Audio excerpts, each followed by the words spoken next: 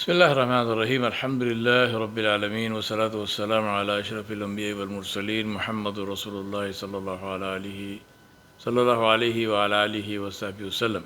Tasliman kathiran kathira. From Badu. My brothers and sisters, we are coming to a closure of this beautiful story of Musa alayhi salam, and the lessons that we learnt from this story. I mentioned them in the last class. Now let us look at today some of the fadail and some of the points of greatness of Musa alayhi salam. Now he is, for one thing, he is the most frequently mentioned Nabi in the Quran. He is mentioned out of the 30 juz, he is mentioned in 28 of the juz of the Quran, and he is the most mentioned Nabi of the Quran, in the Quran. In one hadith, Rasulullah said, the Quran almost became the book of the story of Musa alayhi salam. This is also one of the evidences about the truthfulness and integrity of Rasulullah, because if the Quran, as some of the critics of Rasulullah, some of the Orientalist scholars and so on have said at some point in time, that the Quran was written by Rasulullah, that it is not divinely revealed. Just think about this, that if it was something which a person writes of his own, then why would that person mention someone else more than he mentions himself, right? Now, very clearly this is something that is obviously the Quran is divinely revealed, we know this and we believe this, but I'm saying even for those who are looking for evidence for that, which we are not looking for evidence, for as far as we are concerned, we believe what Allah subhanahu wa ta'ala has revealed. But those who are looking for evidence, this is one of the evidences. Now Allah subhanahu wa ta'ala praised Musa alayhi salam in the Quran, and he called him Mukhlis, he called him Nabi, he called him Rasul, he called him noble. So many words of praise that Allah subhanahu wa ta'ala showered on Musa alayhi salam. Rasulullah said, do not prefer me over Musa, and this is again the akhlaq of the Rasul alayhi salam, because obviously Rasulullah is the Sayyidul Anbiya, he is the Imamul Anbiya, he is the Khatmul Rasul, he is the chief of the Anbiya, he is the Imam of the Anbiya, he led them in Salah as part of the when he went on the journey Isra al Miraj in Jerusalem, in Masjid al-Aqsa. Rasulullah led the Salah and all the Anbiya prayed behind him, including Musa alayhi salam. So Allah subhanahu wa ta'ala so Nabi sallallahu alayhi wa is here is saying, despite that, he's saying, don't prefer me over Musa alayhi salam, because if we do that, then we will have to take a stand against another Nabi.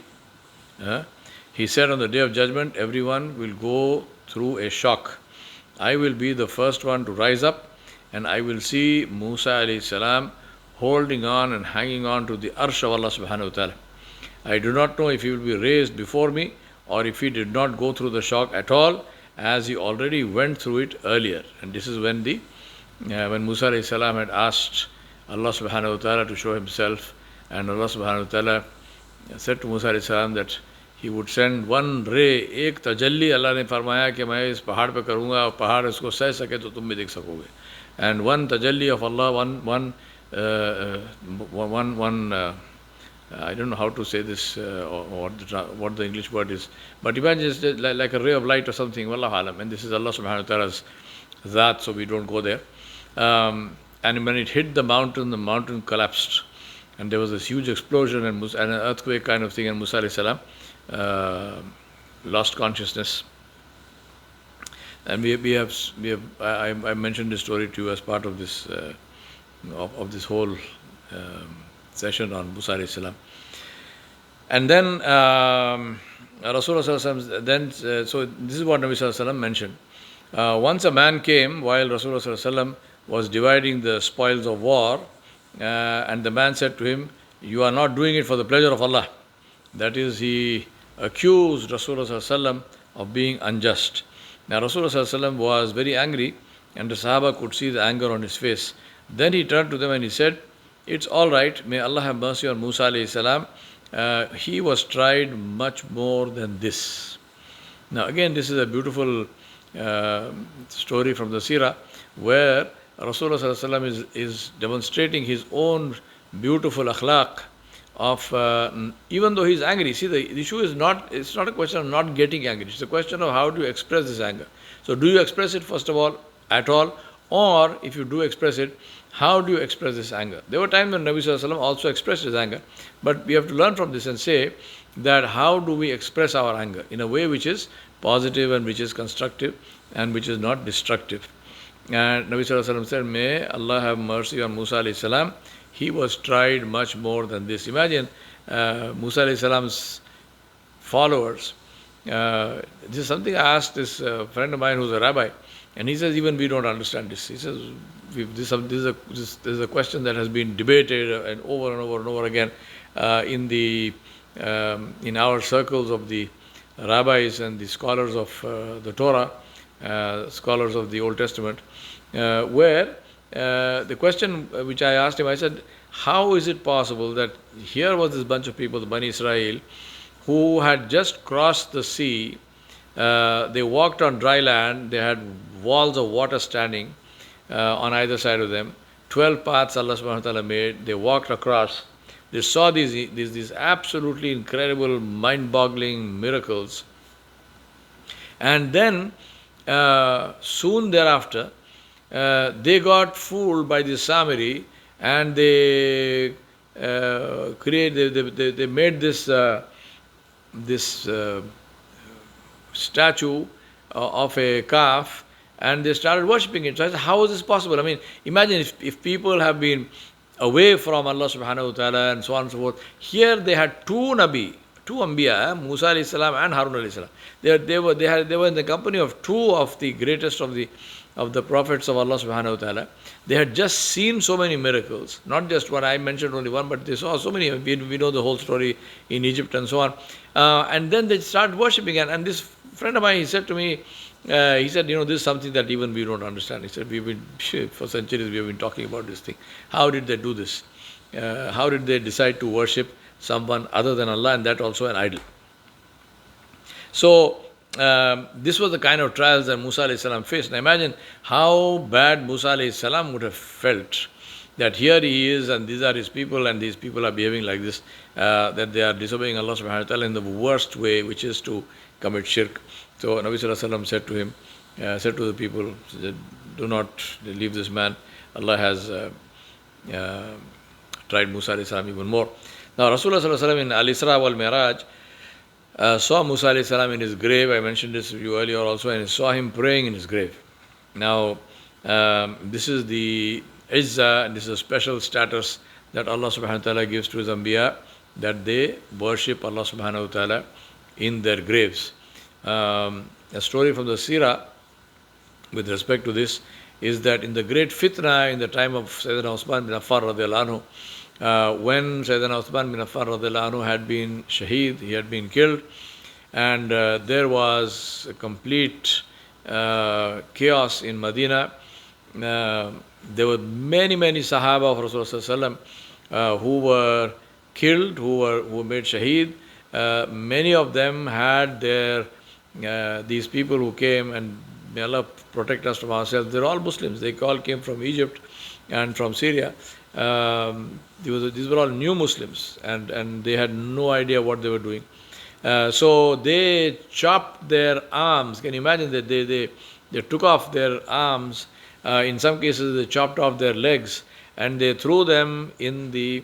There's a rocky patch in Medina at the foot of the mountain of Uhud, and they just left them. The broken torsos, living people, the Sahaba of Rasulullah, they left them there to just bleed to death, and some of them took a very long time. And there was, imagine, for nothing, for what? I mean, these were the best of the creation of Allah Subhanahu wa Taala, right? I mean, of course, obviously they were all shaheed, but this happened. Now, during that time, Masjid al-Nabawi itself was shut. There was no salah happening in Masjid al-Nabawi for it was shut for 3 days. 3 days or 5 days, I don't remember exactly now. I think it was 3 days. 3 days Masjid al-Nabawi was shut. And Abu Hurairah radiallahu anhu said that I was hiding inside the masjid next to the grave of Rasulullah sallallahu alaihi wasallam.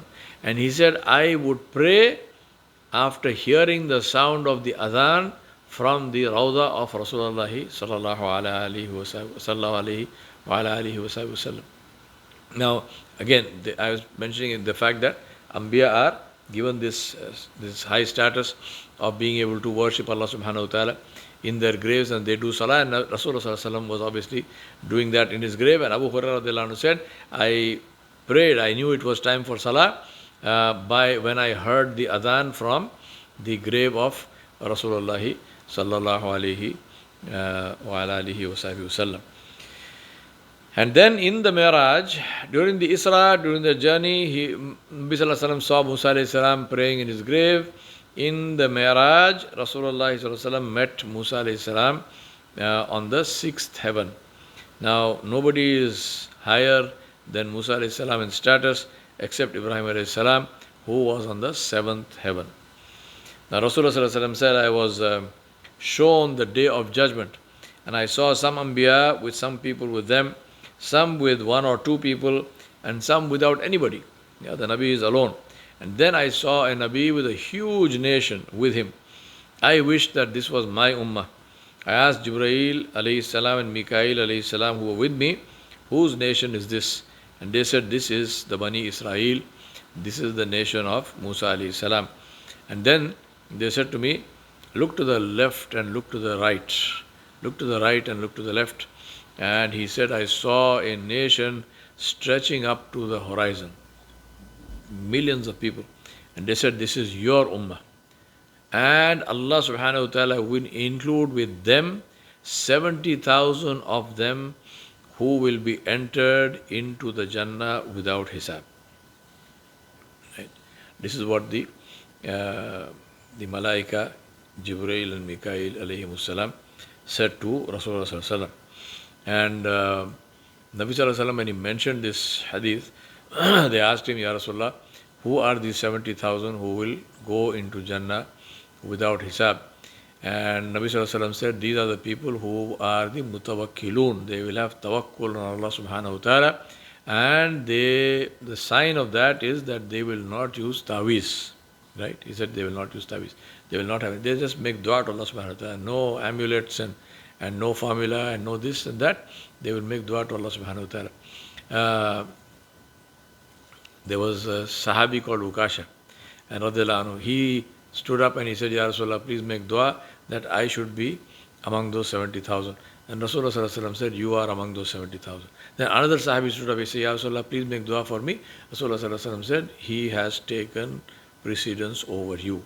Right? So one person said, he made dua, and that is it. May Allah subhanahu wa ta'ala include us among these people, and may Allah allow us to and enable us to live a life of tawheed and tawakkul without any shirk, without bringing anybody into this equation between ourselves and Allah subhanahu wa ta'ala. There is nobody and bring nobody. Now Imam Ahmad bin Hanbal rahimahullah ta'ala narrates that when Rasulullah sallallahu alaihi wasallam was going for Hajj, he passed through a valley. He asked, what valley is this? They said, this is the valley of Azraq. And he said, I can see Musa alayhi salam coming down this mountain making talbiyah on his way to Hajj. Allah subhanahu wa ta'ala enabled Rasulullah sallallahu alaihi wasallam to see the Anbiya who came for Hajj, and Musa alayhi salam was one of them. And Nabi sallallahu alaihi wasallam, when he passed that place, he saw Allah subhanahu wa ta'ala showed him Musa alayhi salam making talbiyah coming down the mountainside. And Rasulullah sallallahu alaihi wasallam said, what place is this? And they said, Ya Rasulullah, this is the valley of Azraq. In this context also, let me mention also the other Nabi Yusha bin Nun, and this is the person who was with Musa alayhi salam when Musa alayhi salam went to meet Khizr alayhi salam. The story in Surah Al-Kahf, where Yusha bin Nun is not mentioned by name, but the boy or the Khadim who was with Musa alayhi salam.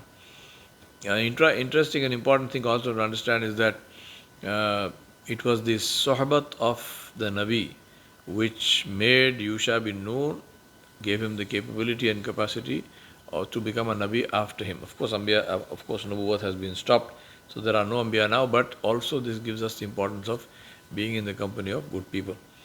Now, when Musa ﷺ passed away, Yusha bin Nun was made the leader of Bani Israel, and Allah subhanahu wa ta'ala also made him their Nabi. His name is not mentioned in the Quran, but it's mentioned in the Hadith. And he led his people to victory into the promised land, and it was Yusha bin Nun who led that victory. And Yusha bin Nun in the Bible is called Joshua.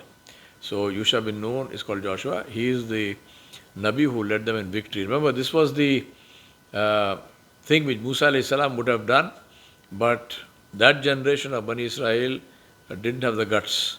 So they refused, and they said to Musa alayhi salam, you and your Rabb go and fight, and we will sit here and watch.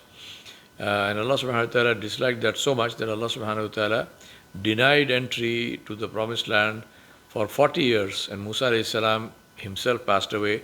That one entire generation died, and these were the people with Yusha bin Nun were the next generation. They were the not youngsters as in little kids, but they were the youth and the early people who were in that kind of age group who fought, and Allah gave them victory, and they entered Jerusalem. Allah subhanahu wa ta'ala ensured that a whole generation died in the desert during the wandering of 40 years, and that none of them who had worshipped the calf were alive before he allowed them to enter Jerusalem. And that happened in the time of Yusha bin Nun, even though Musa alayhi salam was the greatest of the Anbiya of the Bani Israel. Now, therefore, the lesson is that it is not enough to have a good leader. And many times people ask this question and say, oh, the biggest problem we have today as Muslims is we don't have good leaders. But believe me, the problem is we, as people, as followers. We do not have good followers. We don't have people, even if we get the best leader. With the kind of people we have today, our level of, I'm talking about myself, our level of courage, our level of understanding, our level of piety, our level of being truthful and following the deen of Allah subhanahu wa ta'ala and following the sunnah of our Nabi alayhi salam, given that the best leader in the world cannot help us. We have to change ourselves, and this is the biggest lesson that we can learn from this story of Musa alayhi salam. Who can be a bigger and a better leader than Musa alayhi salam himself? Kalimullah, the man who talked to Allah subhanahu wa ta'ala, right? A man who's mentioned in the Quran more than any other Nabi. A Nabi, a Rasul, who is a Sahibul Kitab, who is a Sahibul Sharia. A Rasul who has stations of honor with Allah subhanahu wa ta'ala, who is on the sixth heaven, there. And then on the Day of Judgment, he will have special powers and special honors and so on and so forth. Who can be a better leader than that? I mean, there's no way we are going to get somebody who is superior to Musa alayhi salam. But even with Musa alayhi salam, with them, the Bani Israel were not able to get what Allah had promised them, because they were not willing to work for it. So people must be willing to work for victory and success, and they must be willing to struggle and willing to pay the price. Right? We must do dua. Today, this is our problem. We make dua for Al-Mahdi and Khalifa and whatnot, but we do nothing about it. And that is the biggest problem that we have. We cannot even correct our lives. We are completely marinated in haram. We eat haram, we earn haram. We break every law of Allah subhanahu wa ta'ala. Just the simple law of praying 5 times a day regularly, we do not do. The vast majority of people do not pray 5 times a day. We get very agitated when somebody destroys the masjid, or we are not allowed to pray in this place or that place. But really seriously ask this question and say, how many people actually go and pray? Right? We are immersed in interest. We buy and sell haram. In our shops we sell haram stuff. We tell lies, we cheat, we have the worst akhlaq of anybody. I'm sorry to sound so, dull, what is it called, wet blanket kind of thing, and sounding so negative, but these are unfortunate realities. You want to spoil something, give it to a Muslim. I mean, this is as bad as that. Horrible quality. How is a leader going to change all that? We have to change ourselves. Number one thing, we have to change ourselves. We have to be prepared to work. Imagine, remember this, Rasulullah sallallahu alaihi wasallam, the sabiqun al-awwalun, min al-muhajirin wal-ansar, the people who were the first people who came into Islam, many of them never saw the victories that followed subsequently. Take Musa bin Umair radiallahu anhu. He went to Medina at the age of about 17 or something, and a few years later he was dead in the battle of Uhud. He never saw any victory, but he worked. Abdullah bin Rawaha radiallahu anhu, Abdullah bin Jahash radiallahu anhu, Hamza bin Abdul Muttalib radiallahu anhu. So many of them. They never saw any victory. Yet they worked. Some people have to be prepared to go into the foundation. Some rocks have to be prepared to go into the foundation for the building to stand. For any building. If every rock says that I have to be on the facing, the building will never stand. Right? Nobody knows which rock went inside, but in this case, Allah knows. We have to be prepared to do what it takes to help people and to bring this ummah out from the morass that we are sunk up to our necks in. Today you ask people to start a good world-class school. Tell me about it, the story. You ask people for money to start a world-class school, and you don't get 5 cents. And the same people will spend millions on ostentatious weddings and all kinds of stuff, on collecting garbage. My garbage is worth so much. In my city, in Hyderabad, in Salarjung's museum, is all the stuff that he collected throughout his life. The biggest, largest personal collection of any human being on the face of the earth is in Hyderabad. People say a lot of it was stolen, but even if a lot of it was stolen, what is there is filled the whole museum. Huge, massive building. What good is it to him now? What good is it to him? See, we have to ask this question, my brothers and sisters. And I am only mentioning history because to give you an idea of how long we have been playing this game of being losers. Right? We are not trying to bad talk anybody. The fact of the matter is that he did what he did. We are in our place doing exactly the same thing. We have not learned anything. So we have to work. Now, Yusha alayhi salam, when he was marching towards Jerusalem, he told his people, if any of you has just been married and has not slept with his wife and wants to do that, don't come with me. He said, go do that. And he also said that anyone who is building a house and has not built the roof and wants to complete it, and anyone who is expecting his camel or animal to deliver, don't come with me. He wanted only people who had ikhlas and who were concerned only with winning the battle to be with him. So he said anyone who is distracted in any way, whether distracted by his own family, distracted by his possessions, by a house, by his animals, by his whatever, he said, don't come with me, you stay back. Right? So he didn't want people whose hearts were somewhere else. He wanted people with complete and total dedication to the cause. And this was the beauty, and this was how the Sahaba of Rasulullah were. And then when the fighting was going on, it was time for Asr, he pointed to the sun and he said, Anti ma'mura wa ana ma'mur. And oh Allah, stop the sun. And so the sun did not set until he was able to win the battle and lead his people into Jerusalem. Right? Now the Bani Israel lived in Jerusalem and they expanded their nation, and several centuries passed, And over the years, they were attacked repeatedly by various enemies. So they came to the Nabi of the time and they said to him, ask Allah subhanahu wa ta'ala to give us a king under whom we can fight. And the Nabi said, if you are given the order to fight, will you fight or will you run away? And they promised to fight. And Allah subhanahu wa ta'ala mentions this, where Allah subhanahu wa ta'ala said, Alam tara ila al-mala'i min bani Isra'ila min ba'di Musa إذ قالوا لنبي لهم بث لنا ملكا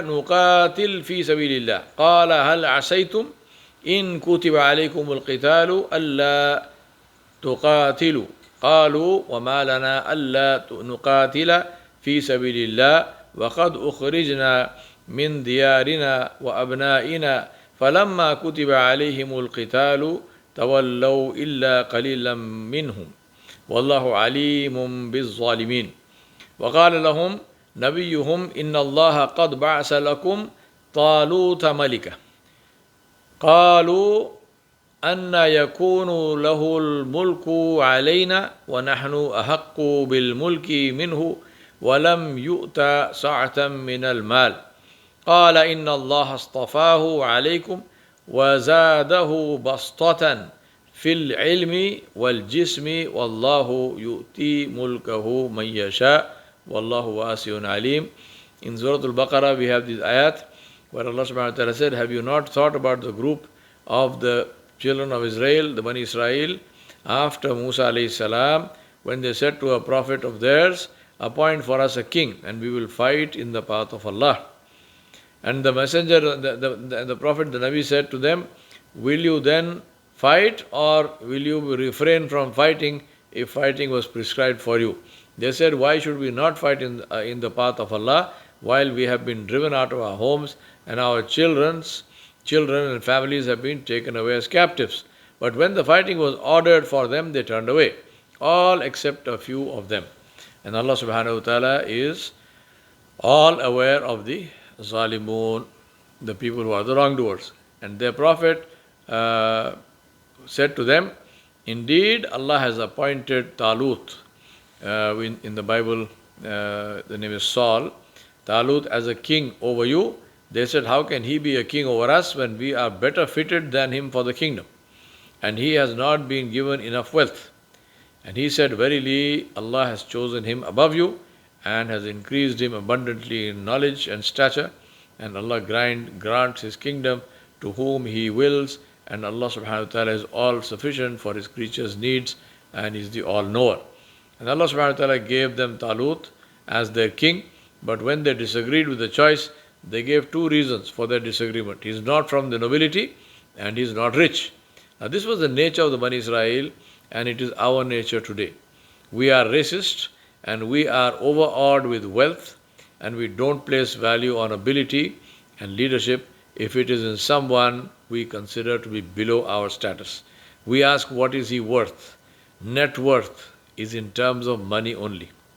Their Nabi said to them that Allah has chosen Talut and has given him knowledge and strength. Both of these things depend on the job. Khalid bin Walid radiallahu anhu was appointed the general, but Abu Bakr Siddiq radiallahu anhu was the Khalifa. Then Nabi sallallahu alaihi wasallam said to them, then the Nabi of the time, he said to them to appoint Talut as their king, and Allah would show them a miracle. And Allah subhanahu wa ta'ala says, and their prophet Samuel said to them, verily the sign of his kingdom is that there shall come to you a tabut, a wooden box, wherein is sakina, peace and reassurance from your Rabb, and a remnant of that which Musa alayhi salam and Harun alayhi salam left behind, carried by the angels. Verily in this is a sign for you if you are indeed believers. The miracle was that the tabut of Musa alayhi salam would be delivered to Bani Israel by angels as a proof that Talut was their appointed king chosen by Allah subhanahu wa ta'ala. Now Talut set out with his army, and he wanted to test his soldiers to see their ability to sustain a long drawn battle. He wanted to make sure that he had people who were tough enough to fight. So he tested them. He made them march through the desert until they were thirsty and exhausted. Then they had to cross a river where he said to them, whoever drinks from this stream is not from me, and whoever does not drink is from me, except drinking a little bit in the hollow of his hand. Ghurfatan biyadi.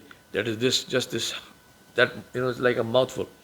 If you drink more than that, he said, you are sacked.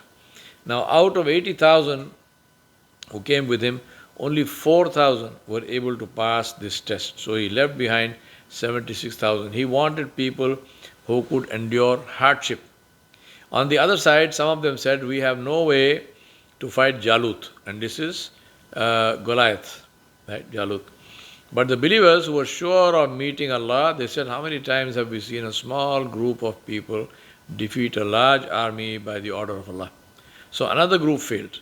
Only 314 remained with Talut.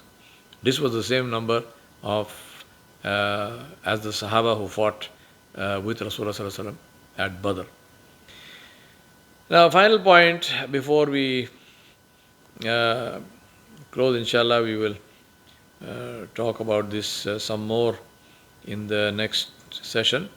And I ask Allah subhanahu wa ta'ala to enable us to learn from the stories of the Anbiya alayhi salam, the stories of the Sahaba of Rasulullah, so that we understand the reality of this. And we'll talk, inshallah, about the battle of Dawood alayhi salam, because he's going to come out now in this case. So David and Goliath, that is the famous story, and inshallah we will talk about that and see how is it that Dawood alayhi salam was able to win, even though he was at that time a young boy, and Goliath was, Jalut was a very famous warrior of the Philistines. We ask Allah subhanahu wa ta'ala to enable us to learn from the stories of his Anbiya alayhi salam, and to do that which is pleasing to him, and to help us, to save us from that which does not please Allah subhanahu wa ta'ala. Wa sallallahu ala nabiyil kareem wa ala alihi wa sahbihi ajma'in bi rahmatika arhamar rahimin. Wa salamu alaikum wa rahmatullahi wa barakatuh.